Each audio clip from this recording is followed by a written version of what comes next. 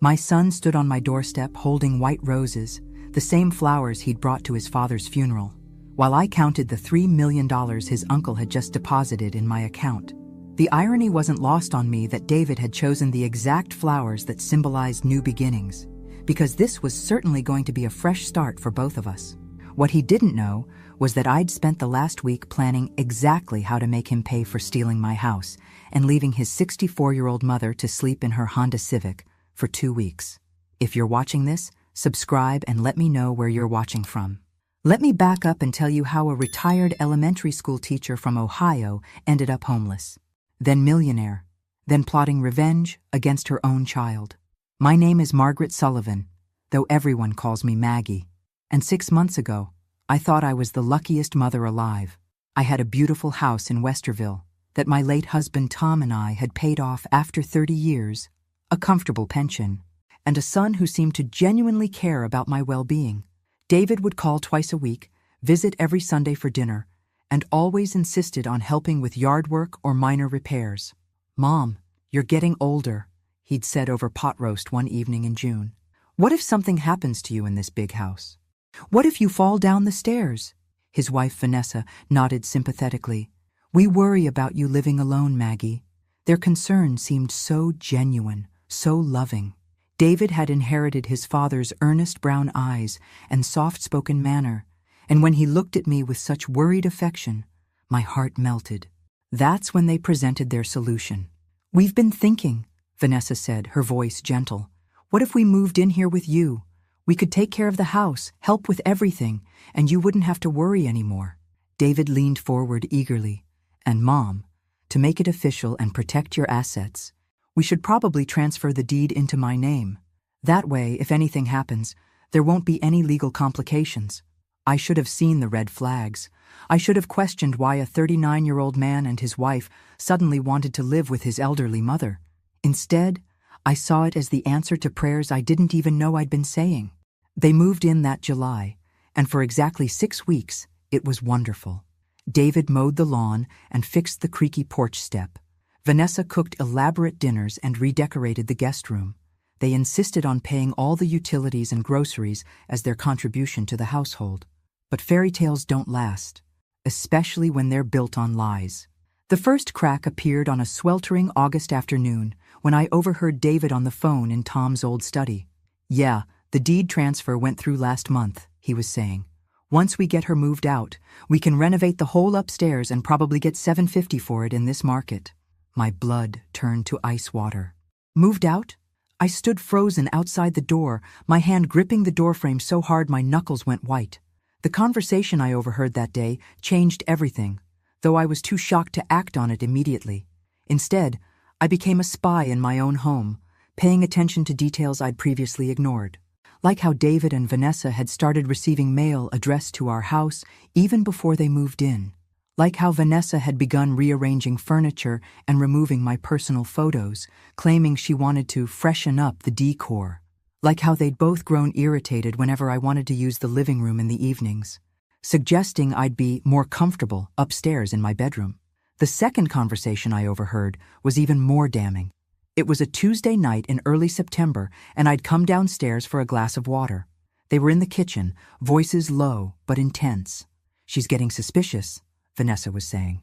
"Yesterday, she asked me why I was looking at real estate websites." David's response made my stomach drop. "We need to move faster then. I'll call Peterson tomorrow about the power of attorney papers." Power of attorney. The words hit me like a slap. They weren't just planning to sell my house. They were planning to have me declared incompetent so they could control all my assets. 35 years of marriage to Tom, 30 years of teaching third graders, a lifetime of careful saving and responsible living, and my own son was plotting to steal it all. I crept back upstairs and sat on my bed in the dark, my heart pounding so loud I was sure they'd hear it downstairs. How long had this been planned? Had David's Sunday dinners and concerned phone calls all been part of some elaborate scheme? I thought about the deed transfer I'd signed so trustingly, believing it was just paperwork to protect my interests. The lawyer David had insisted we use was his golf buddy, someone who'd rushed me through the signing with barely an explanation. The next morning, I called my own attorney, Harold Weinstein, who'd handled Tom's estate. "Harold, I need to understand something about my house," I said carefully. "If the deed is in my son's name but I'm still living here, what are my legal rights?" The silence that followed was longer than I expected. "Maggie," Harold said finally, "if the deed is in his name, he owns the house. You're essentially a tenant at will. He could ask you to leave at any time. A tenant at will. In the house where I'd raised my child, where I'd nursed my husband through cancer, where I'd planned to live out my golden years." I hung up the phone and walked through the rooms that suddenly felt foreign. The kitchen where I'd packed thousands of school lunches, the living room where David had taken his first steps, the master bedroom where Tom had died in my arms 3 years ago. None of it belonged to me anymore. That afternoon, while David was at work and Vanessa was at her book club, I did something I'd never done before. I searched their belongings. In Vanessa's jewelry box, I found business cards for 3 different real estate agents. In David's desk drawer, I discovered printed emails about home renovation loans and a folder labeled Mom's Finances that contained photocopies of my bank statements going back 2 years. How had he gotten those? The answer was simple and devastating. He'd been planning this for a very long time. The end came swiftly, once I knew what to look for. 3 days after my discovery, David sat me down for what he called a serious conversation about your future, Mom. He'd prepared a speech. I could tell, because his words came out too smoothly, too rehearsed. "Vanessa and I have been talking," he began, "and we think it would be best for everyone if you moved into assisted living. There's a really nice place called Sunset Manor that has an opening." Sunset Manor. I knew the place. It was where Martha Henderson from church had gone when her family decided she was too much trouble to care for at home. Martha had died within 6 months, not from illness, but from a broken heart. "I don't need assisted living," I said quietly. "I'm perfectly capable of taking care of myself." David's patronizing smile made my skin crawl. "Mom, you're 64 years old. Last week you left the stove burner on. Yesterday you couldn't remember where you put your car keys." Both statements were lies, but I didn't bother correcting him. The stove incident had been him cooking breakfast before work. The car keys had been in Vanessa's purse after she'd borrowed my car for errands, but facts weren't going to matter here. "Besides," Vanessa added with false sweetness, "Sunset Manor has all sorts of activities. Game nights, craft classes, movie screenings. You'd love it there." "And what happens to this house?" I asked, though I already knew the answer. David and Vanessa exchanged a quick glance. "Well, since it's in my name now, we'll probably sell it," David said. "The real estate market is really good right now. And honestly, Mom, maintaining a house this size is getting expensive. The money from the sale will help pay for your care." Help pay for my care. More lies.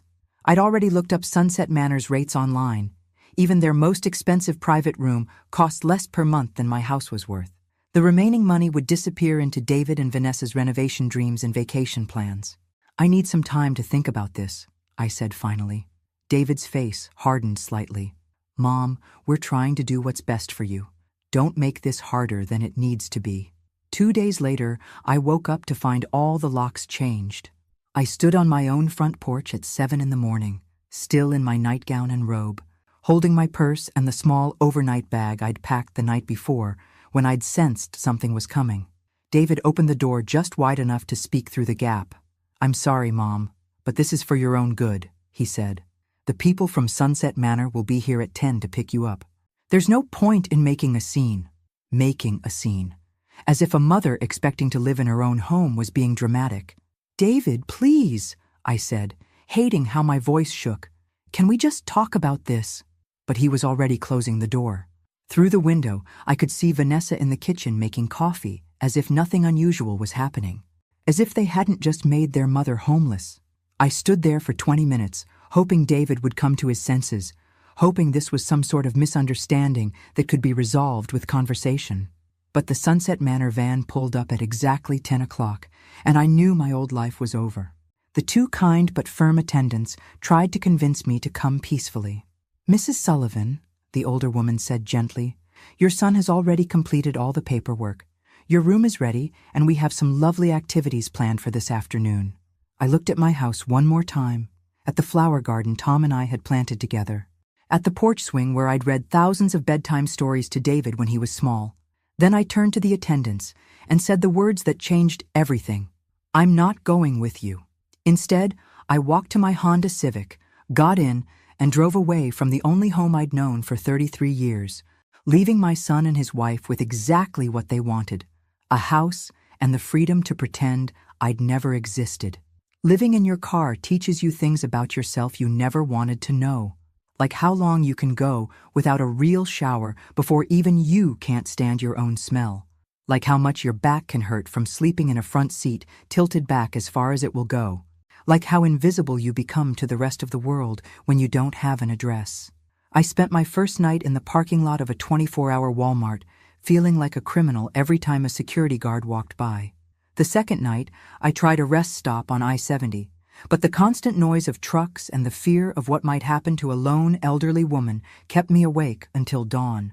By the third night, I'd found my rhythm: park behind a Denny's after the dinner rush, use their restroom before they closed, buy a coffee and a muffin to justify my presence, then sleep until the morning staff arrived.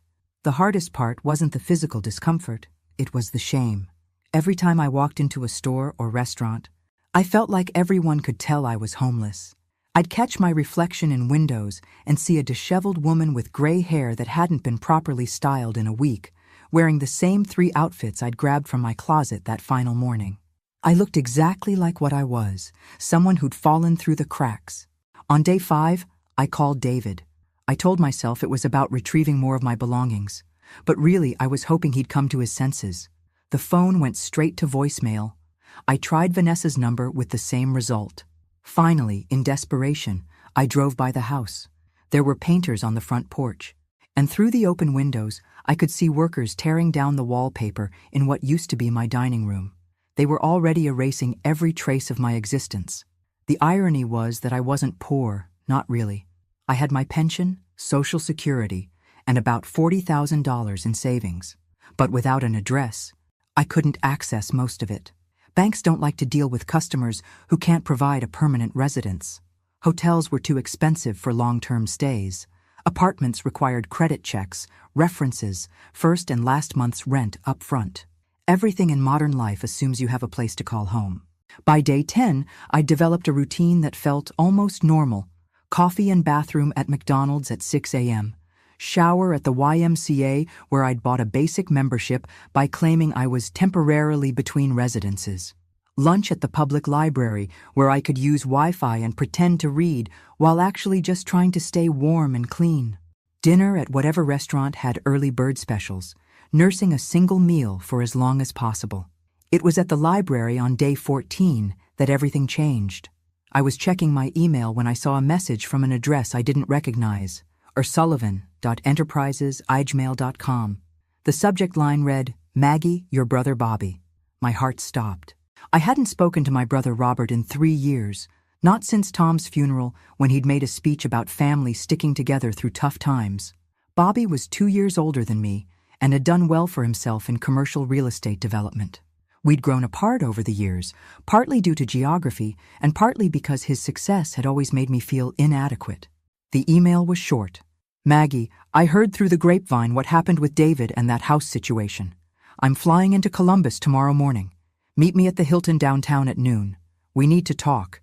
Your brother who should have called sooner, Bobby." I read the message 3 times, wondering who the grapevine was and what exactly Bobby had heard. More importantly, I wondered if I was ready to face my older brother while I was living in my car and hadn't had a proper meal in 2 days. But pride is a luxury homeless people can't afford. The next day, I used my last clean outfit and arrived at the Hilton at exactly noon. Bobby was waiting in the lobby, and I barely recognized him. The scrawny kid who used to steal my Halloween candy had grown into a distinguished-looking man in an expensive suit, silver hair perfectly styled, looking like he'd stepped out of a business magazine.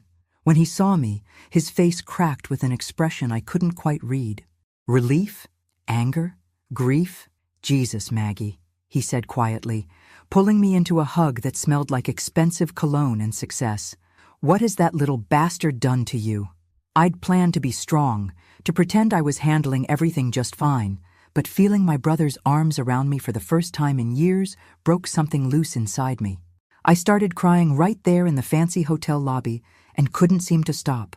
Bobby steered me to a quiet corner and ordered coffee while I pulled myself together. "Start from the beginning," he said, and for the next hour, I told him everything.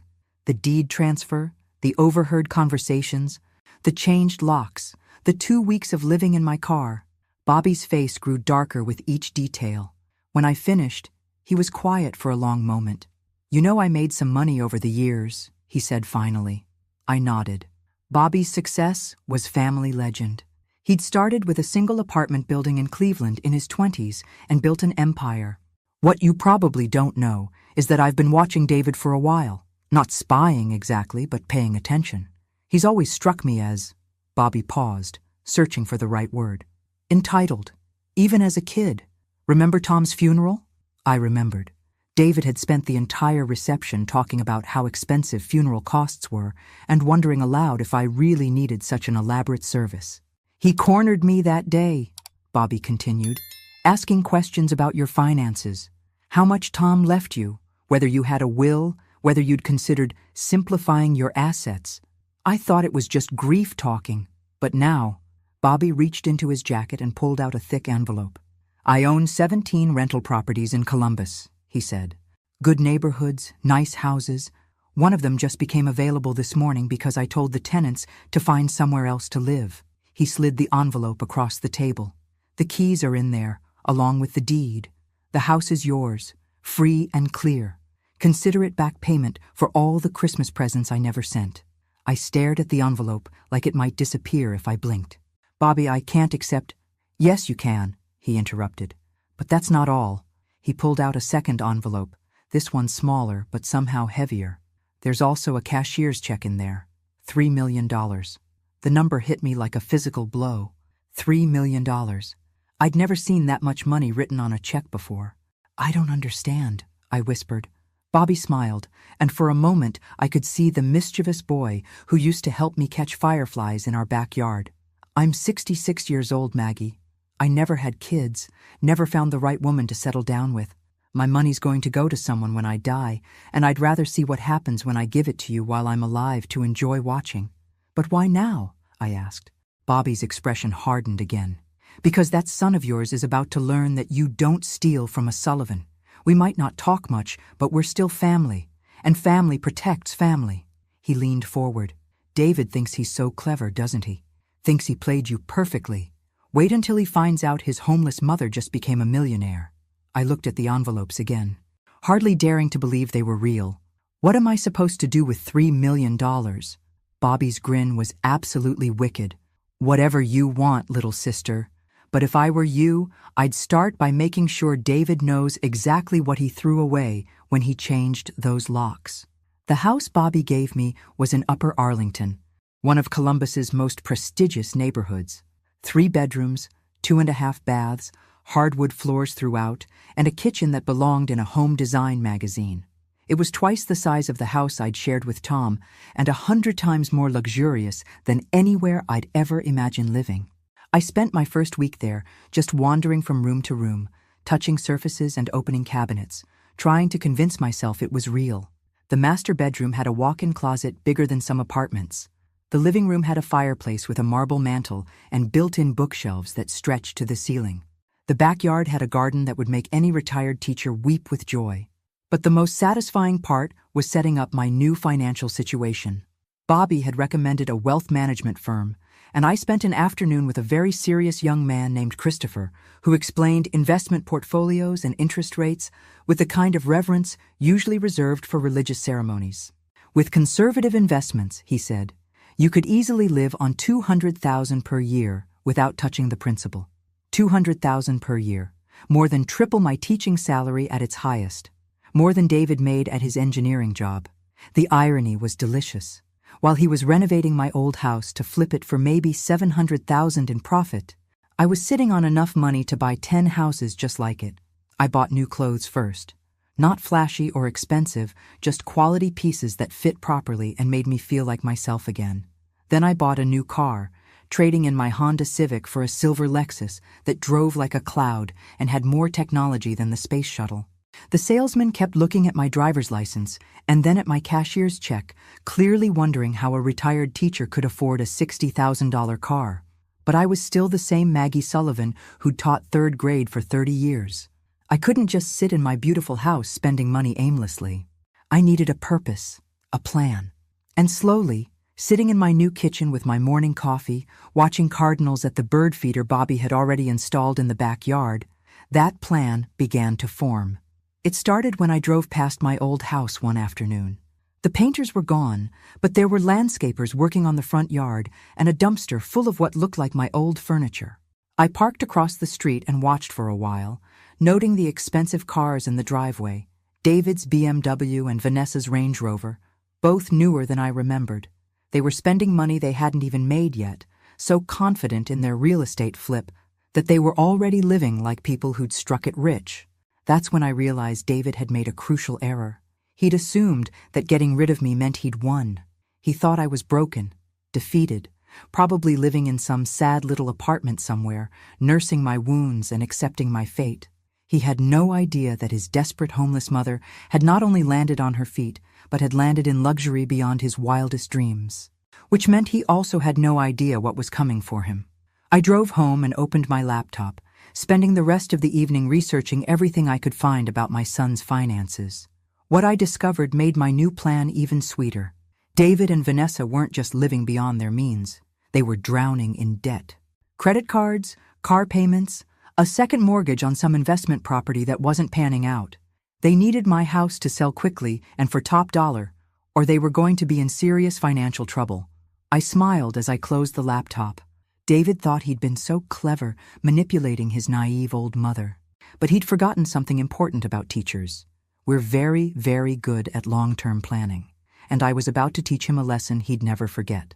3 weeks into my new life as a secret millionaire, I was having coffee with my neighbor Janet when she mentioned something that made my blood run cold. "Oh, by the way," she said casually, "I ran into your son David at the grocery store yesterday. Such a charming young man.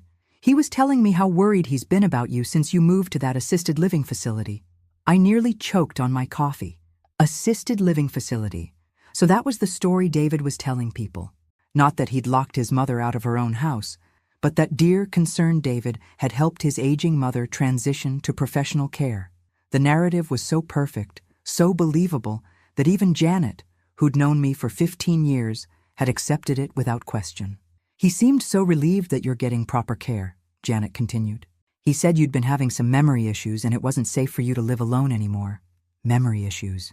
I wanted to laugh at the audacity, but instead I just smiled and murmured something non-committal about adjusting to my new living situation. Let David think his story was working. Let him believe he'd covered all his bases. That afternoon, I called a private investigator Bobby had recommended. Patricia Reynolds was a sharp-eyed woman in her 50s who specialized in financial fraud cases. "I need to know everything about my son's business dealings," I told her. "Every debt, every asset, every financial move he's made in the past 5 years." Patricia quoted me a fee that would have seemed astronomical 6 months ago, but now felt like pocket change. "One more thing," I added.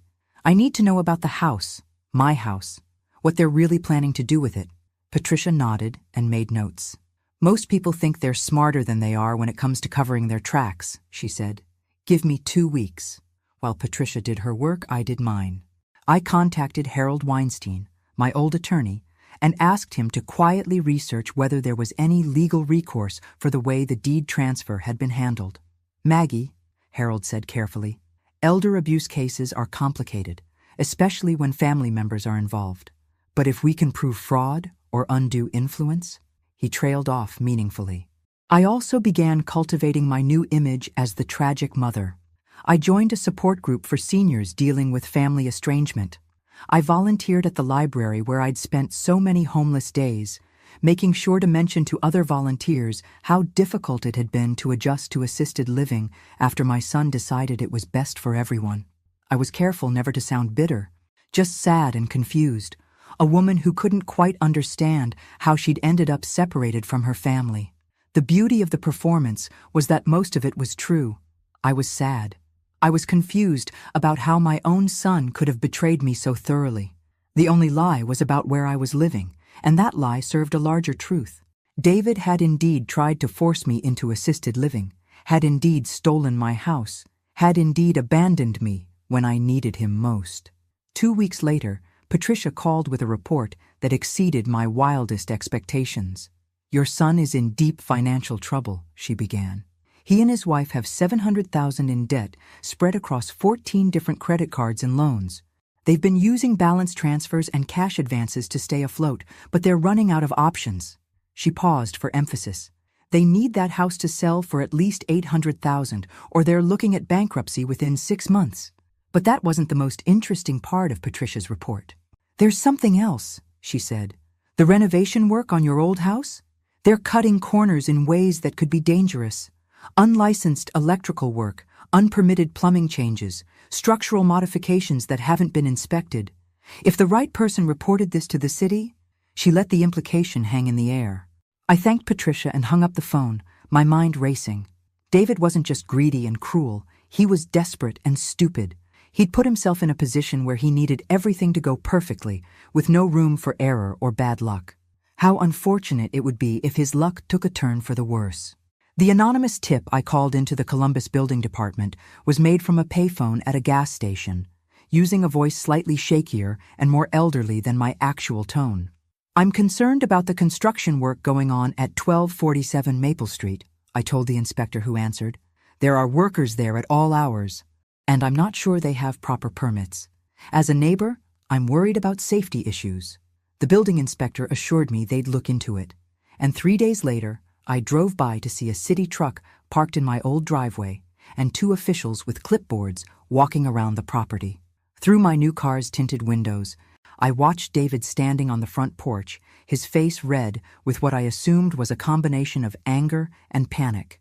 But that was just the opening move. The real strategy required more patience and much better timing. I spent the next week studying David and Vanessa's routine, something that would have felt impossibly creepy 6 months ago, but now seemed like necessary intelligence gathering. They left for work at the same time each morning, came home around 6:30, and went out on Friday nights to what appeared to be the same upscale restaurant downtown. I also began making strategic appearances around town.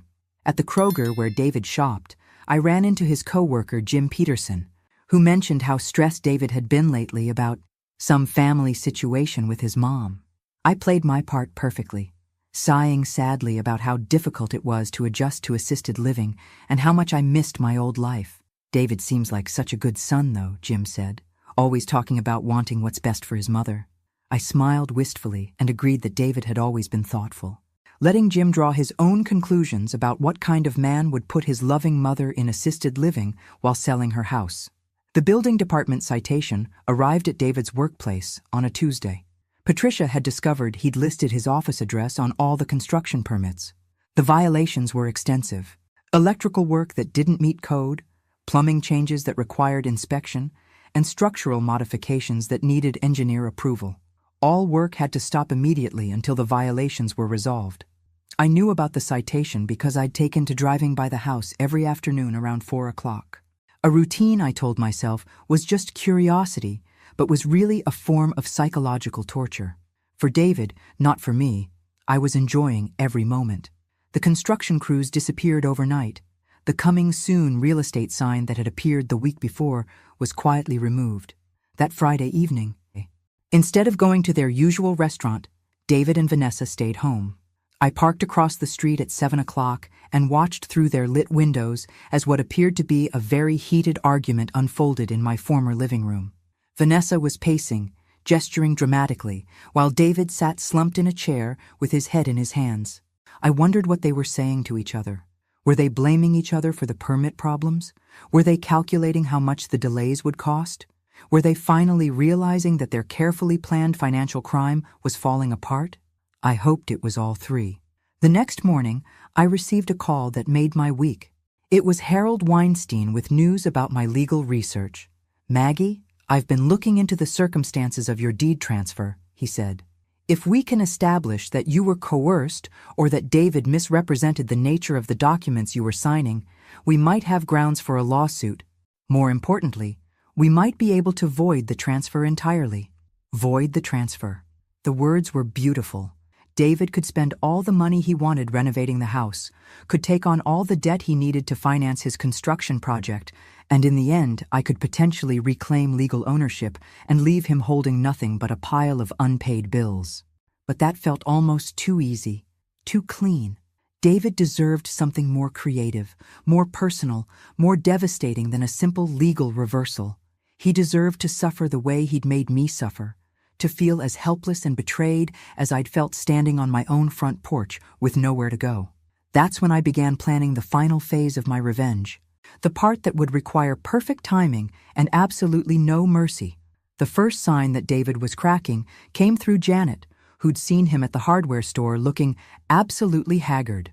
According to her gossip network, he'd been there 3 times in 1 week, buying materials and returning them the next day. Financial troubles, Janet whispered knowingly. You can always tell when people are having money problems. They start making impulsive purchases they can't afford, then panicking about the cost.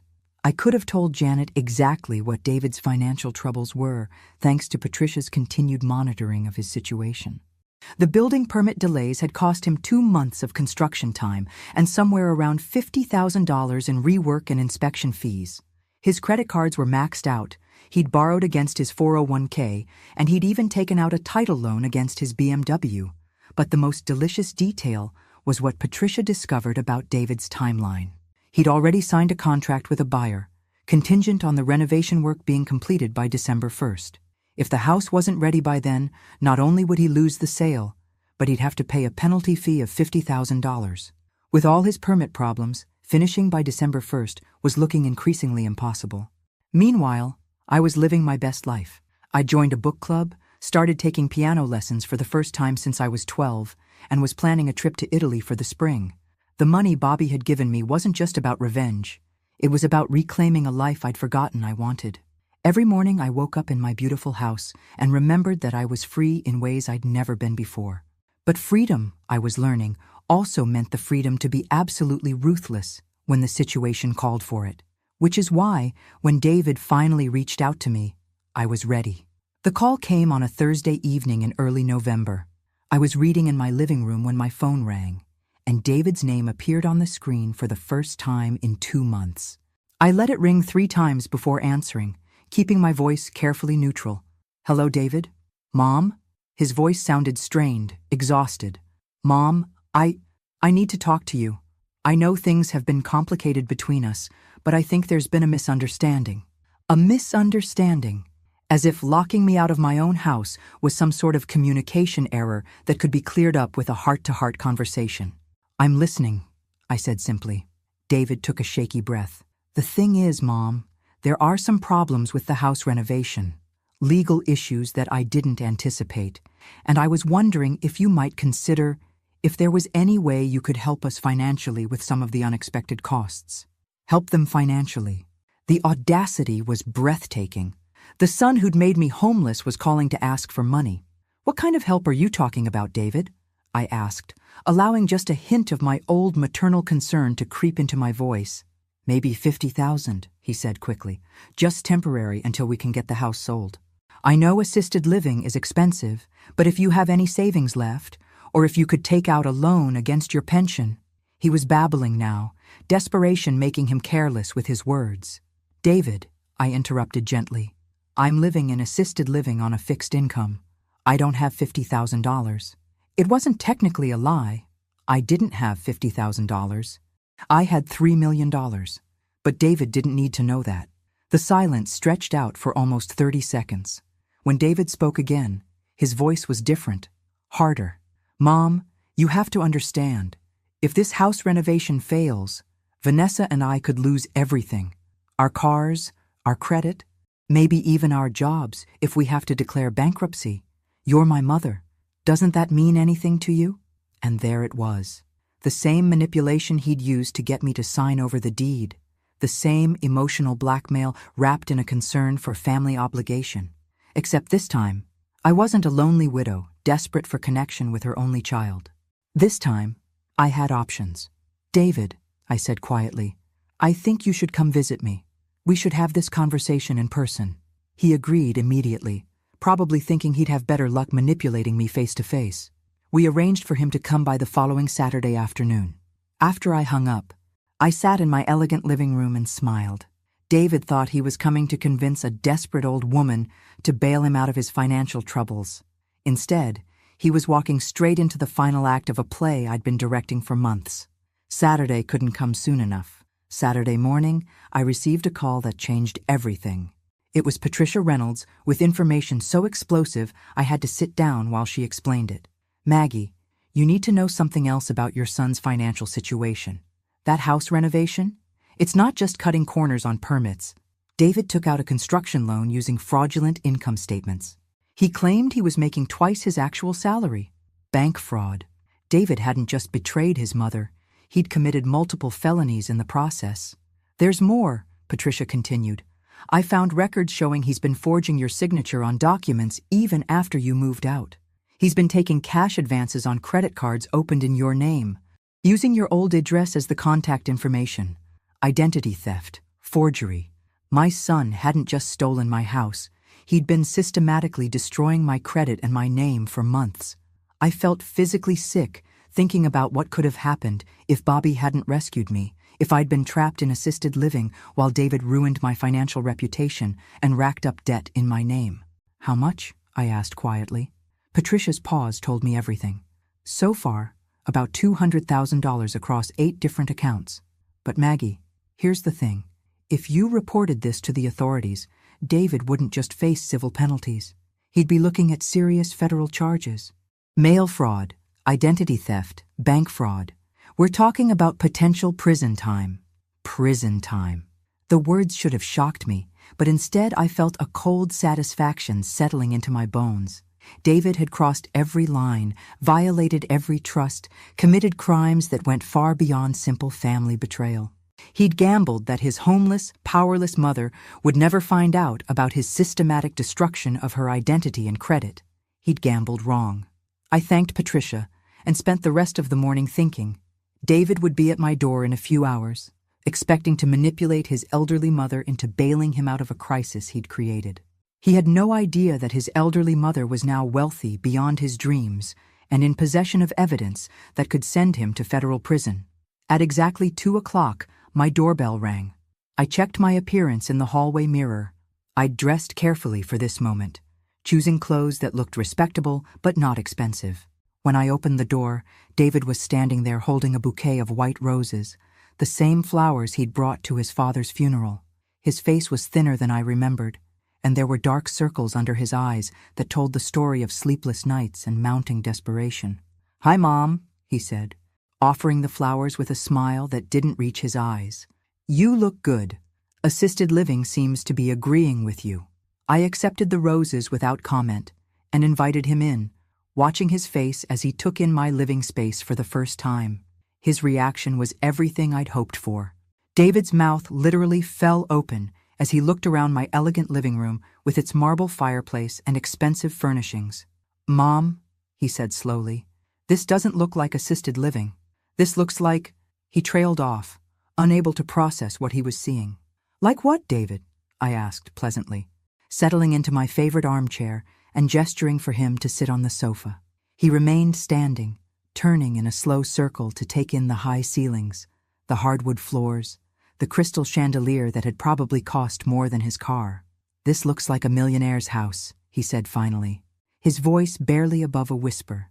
I smiled and reached for the tea service I'd prepared earlier, taking my time with the ritual of pouring and adding sugar, while David stood frozen in the middle of my living room, clearly trying to understand how his homeless mother had ended up in luxury that exceeded his wildest dreams.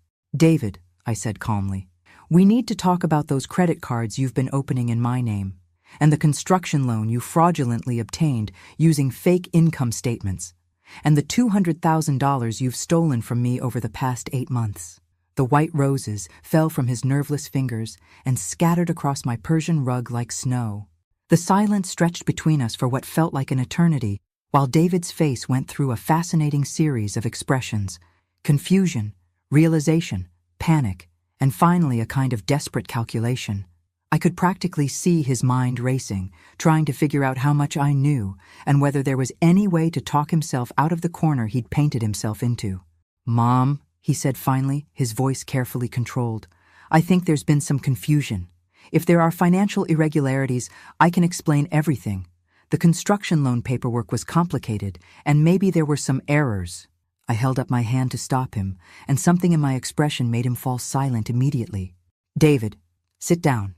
It wasn't a request. He sank onto my sofa like a marionette with cut strings, and I took a moment to study my son's face. When had he become such a stranger to me? When had the little boy who used to bring me dandelions from the backyard turned into a man who could look me in the eye while systematically destroying my life? "I know about all of it," I said quietly. "The fake income statements, the credit cards opened in my name, the forged signatures, the $200,000 you've stolen from me over 8 months. I know about the building code violations, the unpermitted work, the buyer's contract that expires in 3 weeks. I know you're facing bankruptcy if that house doesn't sell, and I know you've committed multiple federal crimes in the process." David's face went ashen. "How could you possibly know all that?" I smiled. "Because, David, I'm not the helpless old woman you thought you were manipulating. I'm not living in assisted living. I'm not struggling on a fixed income, and I'm not the same person who signed over her house deed because she was so desperate for her son's love and approval." I stood up and walked to the window, looking out at my beautiful garden. "Would you like to know where I've been living since you locked me out of my own house? Would you like to know how I went from homeless to living in a house worth more than yours in the span of 6 weeks?" David said nothing, but I could feel his eyes following my every movement. "Your Uncle Bobby gave me this house, David. Free and clear, no mortgage, no strings attached. He also gave me $3 million to start over with." I turned back to face him and watched all the color drain from his face. $3 million, David. More money than you'll make in your entire lifetime, even if you manage to avoid prison. "Prison?" The word came out as barely a whisper. I returned to my chair and picked up a manila folder I'd placed on the side table earlier. Bank fraud, mail fraud, identity theft, forgery.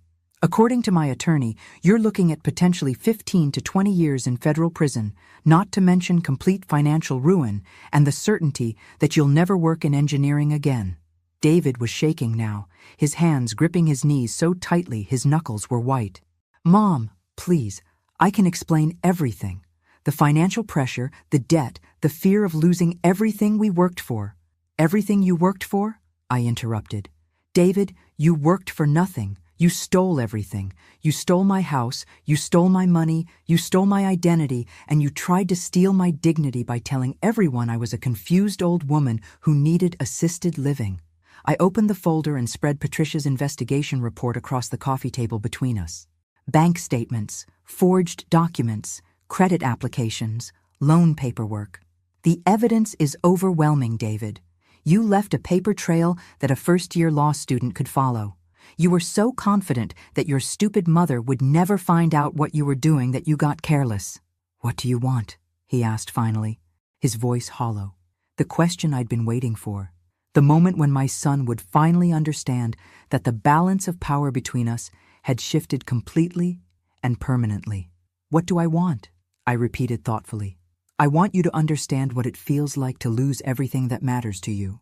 I want you to know what it's like to be betrayed by the person you trusted most in the world. I want you to experience the kind of helplessness and desperation you forced me to live with." I closed the folder and smiled. "The good news, David, is that I'm not going to send you to prison. I'm not going to call the FBI or press charges or destroy your life the way you tried to destroy mine." His face flooded with relief, so profound, I almost felt sorry for him. Almost. "The bad news," I continued, "is that I'm also not going to help you. Not with money, not with loans, not with anything. You're going to face the consequences of your choices all by yourself, just like you forced me to do. Your house renovation will fail, you'll lose your buyer, you'll face bankruptcy, and you'll have no one to blame but yourself." I stood up and walked to the front door, opening it wide. "Those are beautiful roses, David," I said, looking down at the scattered flowers on my rug. "White roses for new beginnings. How fitting. This is definitely a new beginning for both of us. The difference is, mine includes $3 million and the most beautiful house in Upper Arlington. Yours includes bankruptcy, professional ruin, and the knowledge that the mother you threw away like garbage is living better than you ever will." David stumbled to his feet and walked toward the door like a man in a trance.